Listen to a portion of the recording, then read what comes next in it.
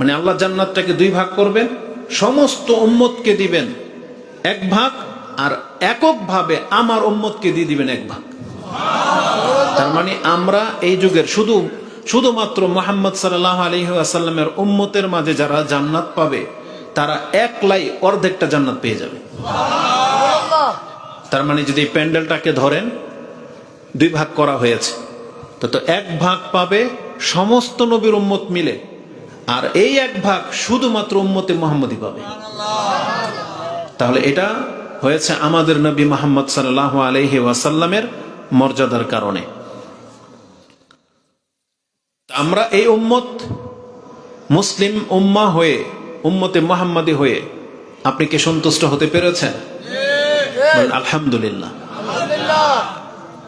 এই ক্ষেত্রে একটা দোয়াও আছে,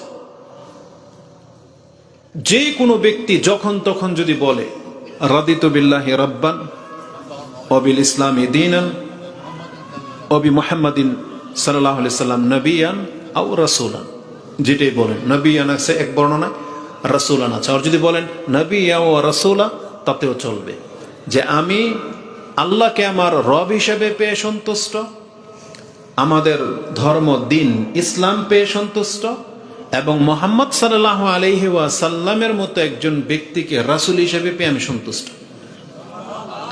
এটা একটা দোয়া বা একটা ওপিনিয়ন, মানে আপনার মনের একটা ইচ্ছা ভাব। এটা এমন একটা বাক্য, যখন কোনো বান্দা বলে আপনি জেনে নেন আপনি যত বড় অপরাধ করে ফেলেন না কেন, মানে আল্লাহকে রাগিয়ে দেওয়ার মতো, কিন্তু তারপর যদি আল্লাহর কাছে ক্ষমা চান বা এটা পেশ করতে পারেন যে আল্লাহ আমি তোমাকে রব হিসেবে পেয়ে সন্তুষ্ট, মুহাম্মদ সাল্লাল্লাহু আলাইহি সাল্লামকে নবী পেয়ে সন্তুষ্ট, তাহলে আল্লাহর রাগ ঠান্ডা হয়ে যাবে। এমনকি রাসূলুল্লাহ সাল্লাল্লাহু আলাইহি ওয়াসাল্লামের মজলিসে যদি রাসূল সাল্লাম কখনো রাগ অনুভব করতেন, এই দোয়া পড়ার কারণে রাসূলুল্লাহ সাল্লাল্লাহু আলাইহি সাল্লামের রাগ পর্যন্ত ঠান্ডা হয়ে যেত। একটা ঘটনা ঘটেছে ওমর রাদিয়াল্লাহু তাআলা আনহুর সাথে।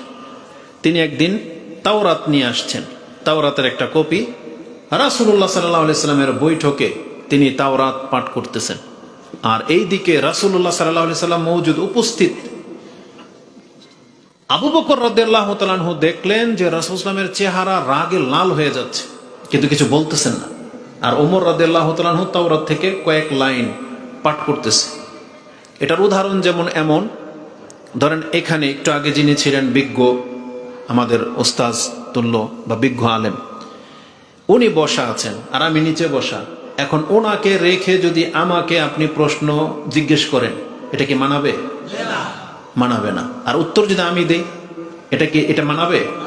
তখন ওনার রাগ হবে না? কারণ যেহেতু উনি আমার শিক্ষক, ওস্তাজ এখানে বসা, আর আপনি ছাত্রের কাছে জিজ্ঞেস করতেছেন, এটা তো রাগ হওয়ারই বিষয়। আর এটা হচ্ছে রাসূলুল্লাহ সাল্লাল্লাহু আলাইহি সাল্লাম, এটা আরো বড় ব্যাপার। মানে রাসূল বলতে কোরআন, রাসূল নিজেই কোরআন, যার উপরে কোরআন নাজিল হয়েছে। আপনার ঘরে একটা কোরআন আছে, আপনি কোরআন রেখে দিয়ে কি তাওরাত থেকে জ্ঞান নেবেন? যেখানে কোরআন আছে সেই ক্ষেত্রে কোরআনের আয়াত বাদ দিয়ে আপনি হাদিসই নিচ্ছেন না, যদিও সেটা রাসূলের হাদিস, তাও আপনি নিচ্ছেন না, কারণ আল্লাহর কালাম আপনার সামনে। যেখানে রাসূলের হাদিস আছে আপনি সেখানে আপনার ইমামের কথাও নিচ্ছেন না। কেন? কারণ এটা আল্লাহর রাসূলের হাদিস, আর এটা আমার হুজুরের কথা, তাও নিচ্ছেন না। মানে প্রত্যেকটা জিনিসের একটা সম্মান আছে।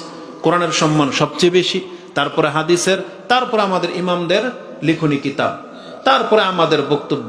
কিন্তু আমাদের আগে কাদের কথা প্রাধান্য পাবে? আমাদের শিক্ষকদের।